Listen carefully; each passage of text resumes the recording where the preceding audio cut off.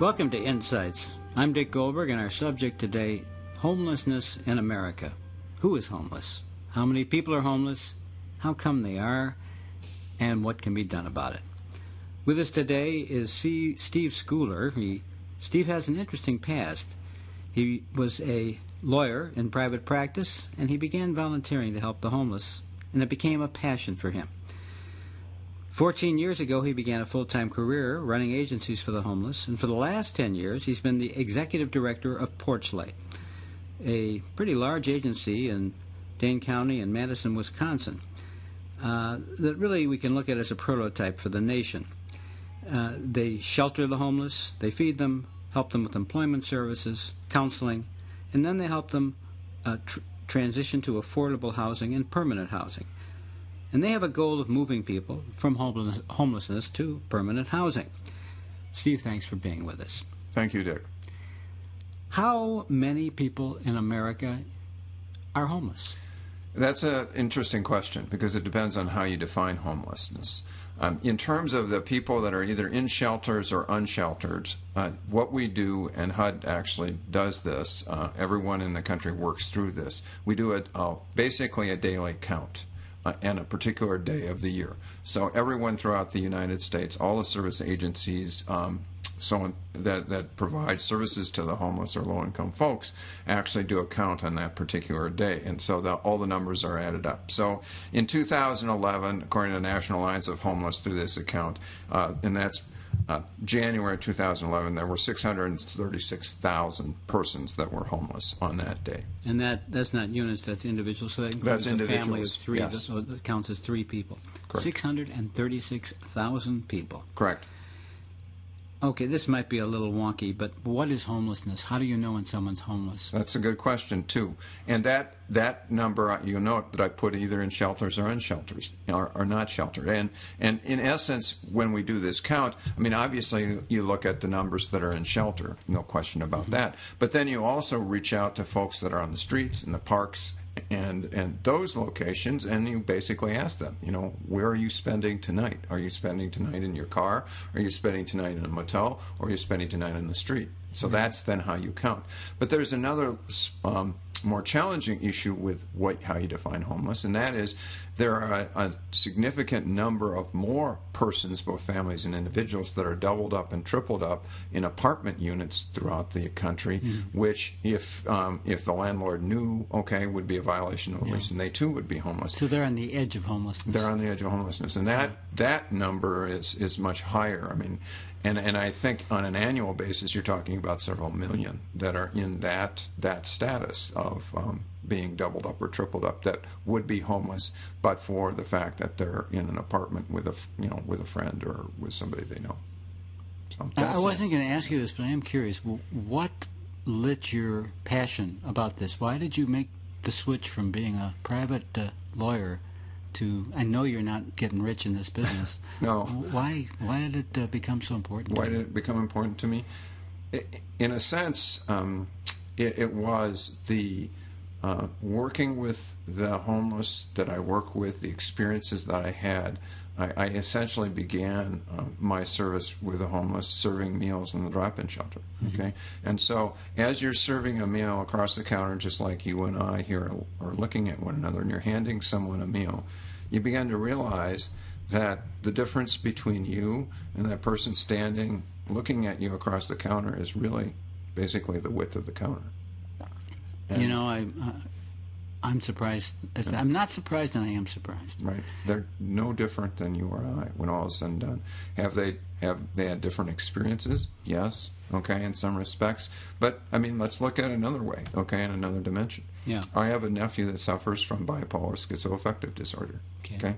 That's a genetic trait, as you may know. So what is it that is the difference between my nephew and me regarding that? It's the luck of the draw, is it not? Sure. So I established and gained a great deal of empathy for these folks as being human beings, not any different from you and I. And it seemed to me that I could do something with my life to make a difference in their lives. That's the bottom line. But when you look at that person, aren't they often people who have drug issues, who have mental health issues. That's correct. You're exactly right. But the mental health issues we've already established is a luck of the draw, right? Well, you know, I have well, some we can have training some in it. debates about that. But certainly the one you mentioned is. Well, and for homeless persons, we're talking about schizophrenia, yes, bipolar disorder, yes, major depression. Yes. I know that's more of a question, but that's right. Those are the biggies. Okay. That represents the overwhelming majority of mental illness in the homeless population. And then on top of that, you add in the fact that for a good share of those, and substance abuse, you're right. You know, we can have some debates about, you know, although there may be some genetic components to that too, possibly. But sure. Nevertheless, it turns out that a good share of the homeless persons that are suffering from these mental health issues are the substance abuse issues too. You have a co-occurring disorder. So then the question is, you know, to some extent, are they using these substances to medicate their mental health issues? Mm-hmm. So I mean, we come back to the bottom line is, you know, you asked me for what my impression was. My impression is and was that these folks weren't all that much different from me when all is said and done, and that it was important for me to do something different with my life to make an impact on the lives of these folks.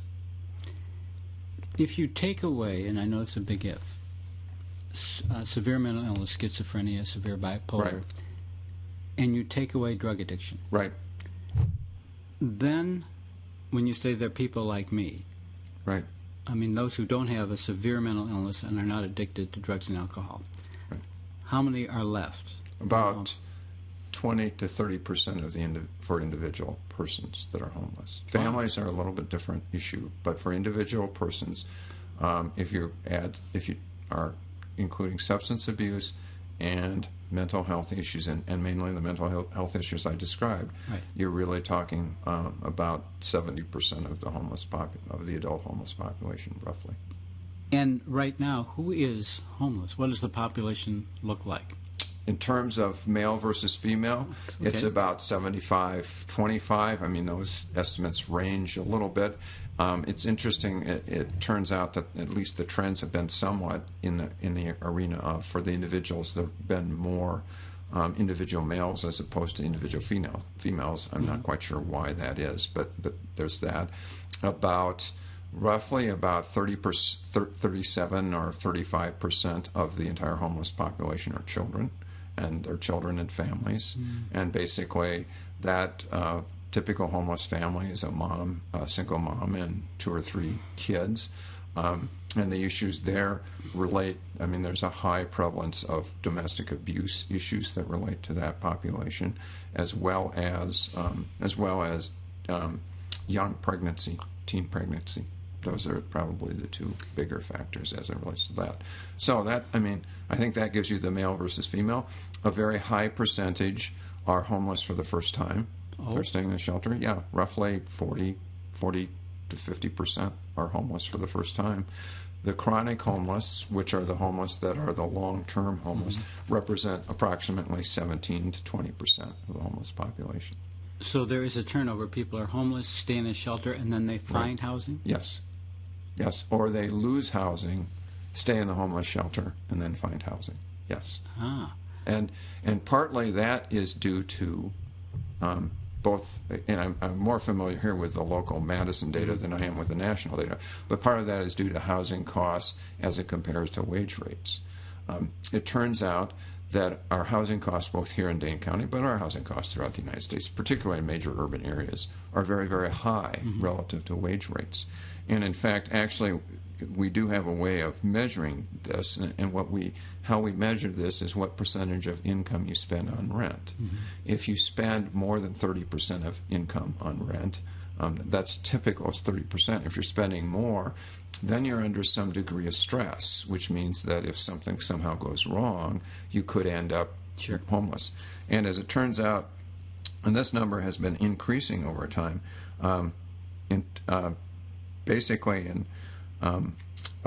according to, and again, this is the National Alliance for Homeless and kind of these surveys, in 2009 there were 5.9 million people that spent more than 50% of their income on rent.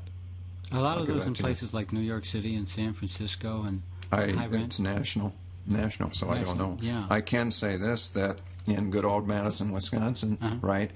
The last U.S. Census data I saw was that somewhere in the neighborhood of 40 to 50%, I think it's roughly 40% of renters spend more than 30% of their income on rent.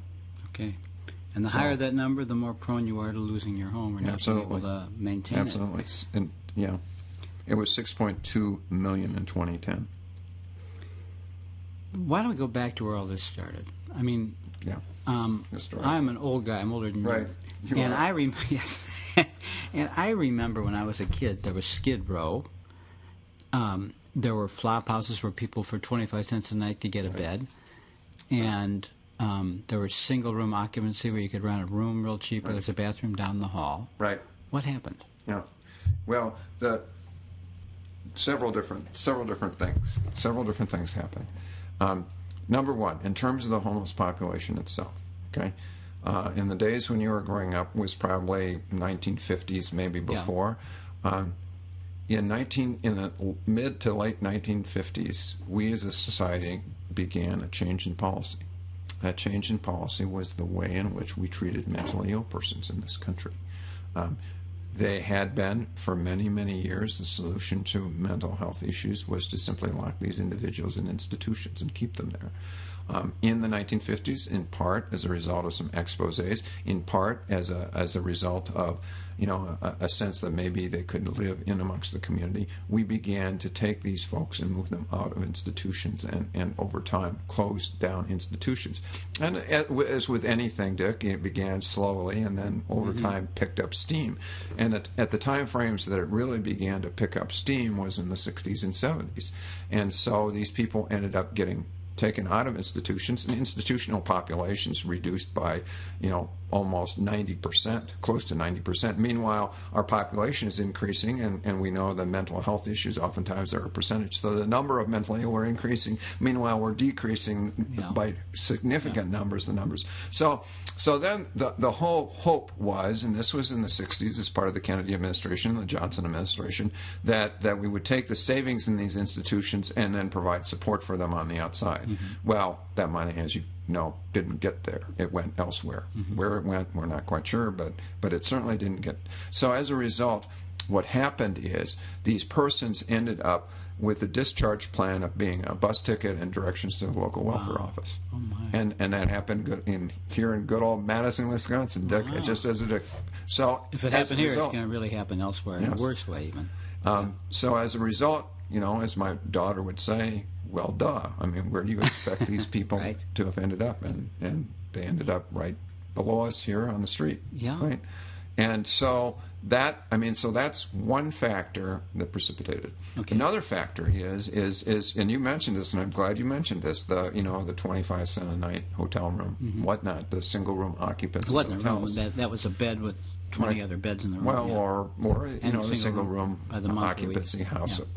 And on a national basis, but even here on Madison, just looking at Madison, over the last 20 years, we've seen all those single-room occupancy hotels shut down, right? They all shut down, and there was nothing that replaced them. And it's a national trend as well. It's a national trend. That's gentrification, isn't it? Well, it's gentrification. It's gentrification as well as, I think, just simply not providing the support for those kinds of housing units over time.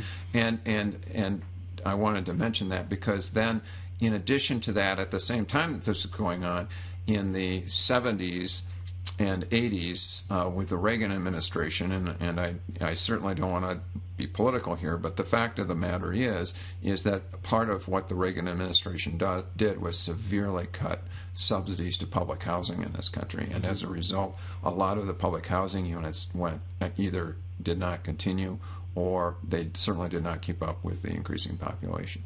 So that then caused yet a final hit. And so over time, you've got the trend of being deinstitutionalized, a reduction in housing, low-in-cost housing, a reduction in subsidized housing, and again, then what do you expect? And a reduction in the single-room occupancy and rooming houses and so on. Right. And out they go to the streets because there's nowhere for them to live. Right. Wow. What have been the changing trends of the composition of the homeless over the last 20, 30 years? Yeah. Probably the most significant after we get past the mental health issues and the substance abuse, the most significant is the increase in family homelessness, which has significantly increased in the 90s, 2000 going forward. In part, again, that is the result of simply more expensive housing than people can afford, and people not being able to afford the high rental rates. In part, it's an increase, I think, in not necessarily an increase in domestic abuse, but an increase in reaction to domestic abuse. It sounds like it could be a healthy reaction, getting out instead of staying. Absolutely, it is a healthy reaction. But then, on the flip side, once the family breaks up or the family unit breaks up, there isn't sufficient income levels to maintain the housing, and so then you end up in shelters and ended up needing subsidized housing in some way, shape, or form. And the last factor, and this is the most recent factor, of course, is the economic crisis and the foreclosure crisis, which has had some fairly significant impact. Oh, has it? Recently, increasing family homelessness. So yes. People, again, you said that people like you and I, we differed a little about how people would experience that, but I bet you're saying more people that almost everybody said that could be me. Right. Without drug issues, alcohol issues, or mental health issues. Right. The mistake you made was you may have gotten into a loan contract on a house that you could not afford. Right. And you're employed and homeless, or do you see much of that people with a job who are homeless? We see some, but usually when people end up in the shelter system for the single men, okay, and I'm not talking so much about the families, I'm not as familiar with the family shelters, but for the single men, they don't have permanent sustainable jobs, okay. Once they are in the shelter system, though, a lot of them are working, okay, but they're working, the jobs that are the temporary jobs, the part-time jobs, those kinds of jobs, not the relatively good paying jobs. If they are able to find one of those better paying jobs, then they obviously move right out of shelter, and there are a fair number of persons that are in shelter that actually in fact do that. It's clear what happened to people with severe mental illness is the institutions emptied out. There's nowhere else to go but the streets. Substance abuse. Right. What's the trend there? I mean, what were the people who had substance abuse problems in the 60s? Why are they on the streets now? Were they on the streets then? Right. That frankly, I'm not as familiar with the data on that. What I can say is that number one, you've got a lot greater range of substances that are debilitating and may in fact be more debilitating, although it's hard to imagine something more debilitating than chronic alcohol abuse, but nevertheless. Part of it was, I think, again, even for those that had alcoholism issues, we talked about the cheap houses and the really cheap housing and that type of thing, that even if you didn't have a heck of a lot of money and you had a substance abuse issue, you could at least find a place to stay. And I think there is a loss of that housing has caused more of the persons with chronic substance abuse to be on, particularly alcoholism, to be on the streets. So if Bertha the businesswoman says, I've got an idea for a business, I want to have a quote-unquote flop house with beds for 50 cents a night, and we'll line up 100 beds or something like that, would you encourage that business? Would you say it's about time? It has been done, to answer your question, it has been done in other cities, and actually we tried it for a while here in Madison. It's basically what you call as a wet shelter. In essence, why do you call it a wet shelter? Because people can be intoxicated to come in and have shelter. Okay, so it's wet. In other words, as opposed to being dry. And so you have these in a number of different places. The issues with these and the challenges with these are managing them, because you really do need some sort of full-time on-site management for that, and that can get expensive, to be honest.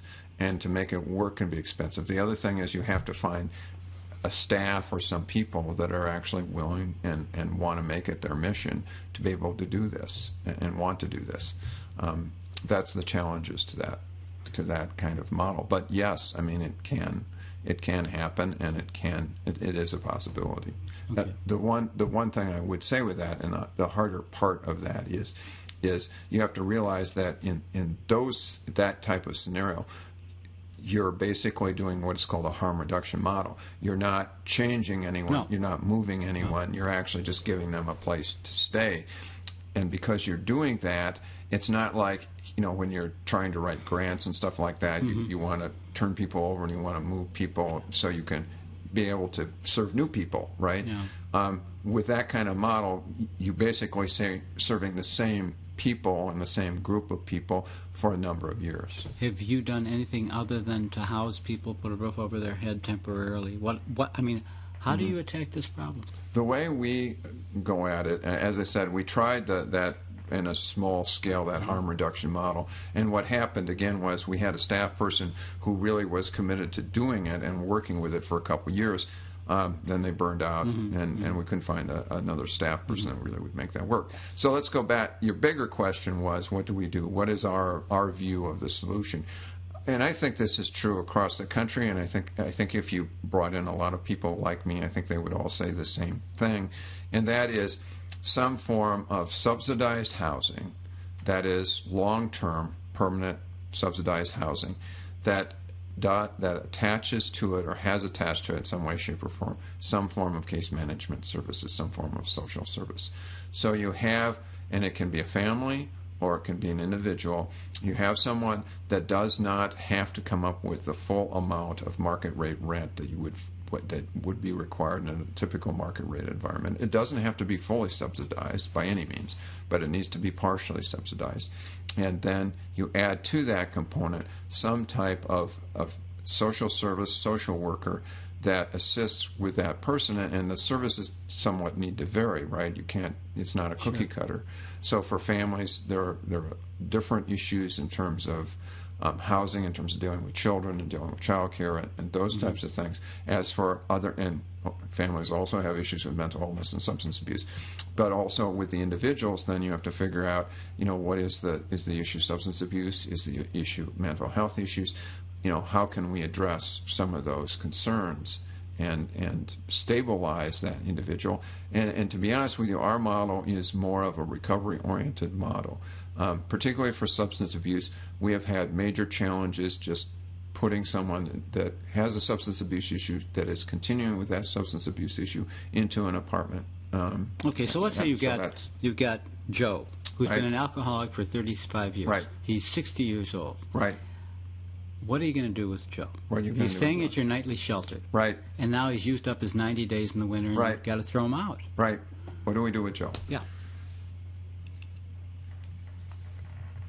What you have to do with Joe is really work with him. I mean, in terms of what we do, really work with him to try and figure out a way of getting him to enter into some kind of recovery framework, treatment program, whatnot. If he's unwilling to do that, then other than the wet house concept, there isn't a heck of a lot you can do. It's different. What does happen to Joe if he says no in one form or another, and you do have a limit how many nights someone can stay even in the winter, right? At your shelters. Right, except though if it's extremely cold, it doesn't matter. Then it's life-threatening. Right, it doesn't matter. So Joe can continue to stay in the shelter throughout the cold weather, but then when the warmer weather comes. To get back to your question, those are very, very challenging cases. There are a couple of other different models with that. Our model is basically to work with the individual, outreach to the individual, try to get them into a treatment program, try to get them into recovery, and then once they get into some sort of recovery framework, then work with them in housing. There is another model. You mean, when you say work with them in housing, let me back up a little. Right. You mean try to find them some permanent subsidized housing once they're clean. Right. And then work with them to maintain the recovery sobriety. Right, throughout. And then also help them with employment. I assume they've had trouble with employment. Yeah, that really depends on what their abilities are and job skills are. Okay. I mean, if Joe, you're right, if Joe is 60 years old and we can figure out some kind of employment setting for him, that may be very well, it may be. Mm-hmm. If the person is suffering from a mental illness, even then there may be some part-time opportunities, and actually we have a program which provides some of that. Let's transition to, and since this is a national program, let's transition to another approach. And to some extent we have done that approach. It works better with mental illness and substance abuse, and that's what's called a housing first approach. Okay. And that is, you take Joe, okay, and you show Joe a number of different housing units, okay, and you say, wouldn't you like to live in one of these housing units? And Joe says, geez, these are nice housing units. I'll pick this one. And so then Joe moves right into that housing unit. It's totally subsidized, okay, a private landlord. It's not owned, oftentimes it's not owned by any nonprofit. And then the only thing Joe has to agree to is that Joe will accept a social worker seeing them, okay, that on a daily basis or whatever. There is a team backing up that social work that actually is called an assertive community treatment team, which actually was developed here in good old Madison, Wisconsin. That is a very, very high-powered, expensive team that contains someone with substance abuse AODA qualifications, someone that is a psychiatrist to see if Joe has depression or other mental health issues, an employment counselor. It's a very, very expensive team, but it's a team. And so that team then begins working with Joe on trying to maintain housing. But Joe, by the way, has changed his mind and is willing to try to get dry? No, not necessarily. Oh, really? He's and you found a accepted landlord who will take this person? It's a challenge. It really is a challenge. We don't do very much of that. In bigger cities, they do, but they do with the assurance that they have a 24/7 team. That if there are complaints, okay, they will deal with that. And the other thing that the housing success rates are pretty good with this program. However, if you slice it thinner than just the 6-month, 12-month, 18-month, it turns out that Joe moves 5 or 6 times in the course of 6 months to a year. With different landlords. Because the landlord has a problem. Right. And then they will deal with Joe. They will move Joe to a different housing unit. And over time, you can stabilize Joe through a number of different housing units. But it's still well, very, if he's still drinking a lot, how can he ever get better? Well, he doesn't ever get better. But you actually at least maintain him in the housing. Forever? Yes. What does that cost a year? Between the housing and the team? It's a very expensive system. $100,000 a year? Well, I don't even know what the housing costs are. It's not cheap. Yes, the team, okay, is a $2 million team that handles 80 to 100 people. Okay. It's an expensive program. Yeah. Very okay, expensive 100 program. people, that's $20,000 a person. Right. A year. So, although if you think about it for a moment, what does Joe cost being on the streets? I don't know. Well, we did a study on that one. We picked out 66 persons that are on State Street or in the downtown Madison area that are chronic homeless, fairly much chronic substance abuse issues. I mean, it's that characteristic. And those 66 people, if you add up all the services, the police services, the ER services, the detox services, the jail, all of those services, add them all up, those 66 people cost about $3.6 million a year. Oh, my goodness. There's an interesting article in the New Yorker magazine several years ago called $1 Million Murray. Okay, and it basically was the genesis, in part, of this focus on trying to deal with chronic homelessness in this way. And the $1 Million Murray was a nice guy. He's a wonderful guy. He just happened to be a chronic alcoholic. Okay, $1 million is what he cost the state of Nevada in services. Over the course of his life? Well, over the course of some time. Okay, and so that was what caused a lot of folks, including folks at HUD and other folks at the treatment areas, to say, is there some way that we can better deal with these folks? And maybe it is just putting them in housing and moving them from house to house or whatnot. But as I said, sounds like a tough sell. Is there lower hanging fruit? Is there easier cases to work with where the resources really have a pop? And we do that. Okay. I mean, and to some extent, we Porchlight do that more in Madison than we do in other parts. And than other parts of the country, and frankly, what we focus in on more. I mean, we have a limited housing first type program, which is much more limited in terms of housing units and limited in terms of the resources we can provide. But we try to pick out from those folks. We have a range of folks. We do try and pick out those folks that have less chronic issues in terms of alcoholism and more mental health issues. And quite frankly, that have more mental health. that are more the issues, more mental health issues, the issues that they have are more oriented to mental health than substance abuse. Okay. But let's say you have someone who does want to get off drugs, been on it for 10 years, and they're willing to work with you. Aren't they a good candidate? Yes. In fact, it's interesting.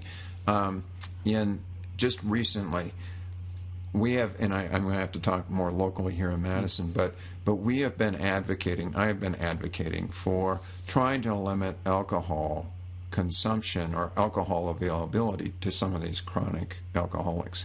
And you can do that a couple of different ways. I mean, and there's a lot of dispute about the pain handling ordinances and all of that other stuff to limit. But one of the things that we try to do in Madison is if you had a certain number of alcohol-related nuisance offenses, okay, you would then get yourself on a list. And that list then would be basically given to all the retailers, and those retailers could not sell alcohol to these individuals.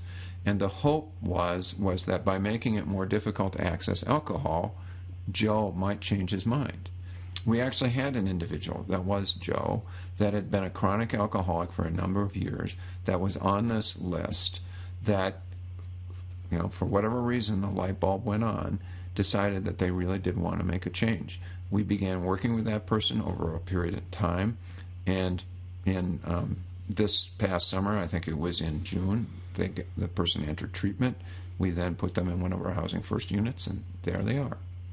Wow. Now I'm not ready to declare victory and go home yet. Okay, that individual, as you know, chronic substance abuse is a chronic issue, and it's not necessarily that you can say, okay, you've been through your treatment program, now you're done and you're cured, and go on.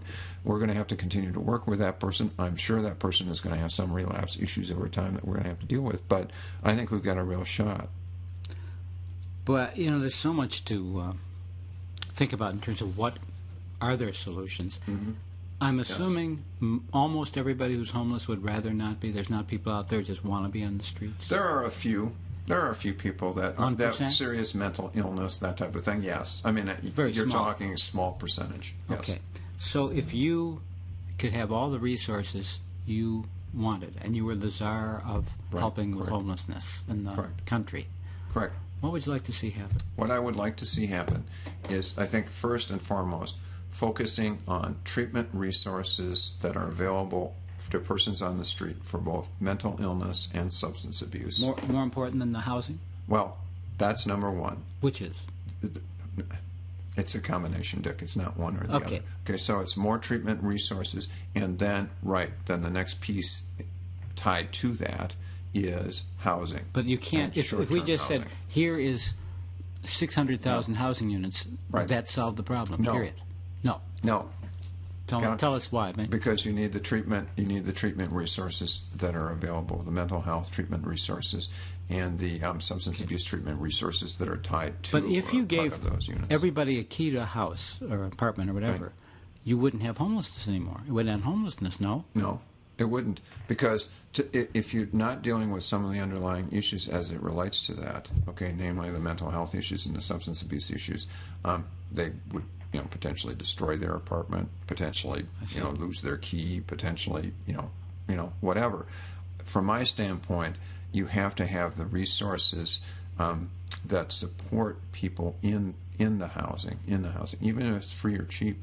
I mean, even folks that are in public housing, okay, if they don't have resources and don't have some sort of case management, and they are, significantly impacted by either mental illness or substance abuse, they're not successful. Okay. They will not be successful. They will end up back on the streets. And then the families, this growing part of the homeless population, same there, or is that a different prescription? That's a different dynamic. It really is. It's a combination of income levels to be able to sustain apartment units.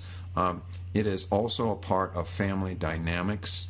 A lot of these families internally do have substance abuse and mental health issues, and honestly, you put a family like that into a house, even if it's free, that I don't think is a sustainable thing that will last over time. You have to some extent, address and deal with some of those underlying issues.